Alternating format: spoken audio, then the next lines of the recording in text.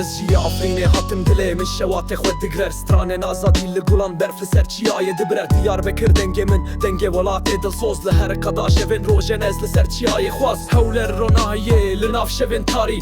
Wek rojê kutê ji bin hevşên barî. Azadî wek hewaye tu nikarî bigirî. Jiyan wek çemeke her dem tên bixelî.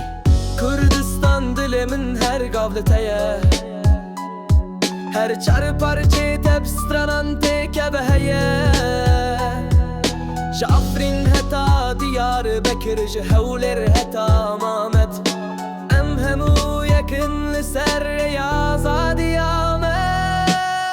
Kurdistan dilê min her gav li te ye. Her çar parçê tep stranan têkeve heye. Ji Afrîn heta Diyarbekir ji Hewlêr heta Mamet. Em hemû yekin li ser rêya azadiya me. Ez dibêjim jiyan lê bê azadî çi ye. Wek gul bê ronahî wek stran bê xwe ye. Li her nav çar parçeyê deng û tembûr li ser bê welat ji dil tê. Her gav vê li te bê li bazarên Amet. Li gundên Afrîn li nav şarên Hewlêr ronahî lê zikîn. Her stran ku dibêjim di nav dilanê tê. Azadî ji Kurdistan ji her hunerê tê. Kurdistan dilê min her gav li te ye. Her çar parçeyê tep stranan têkeve heye.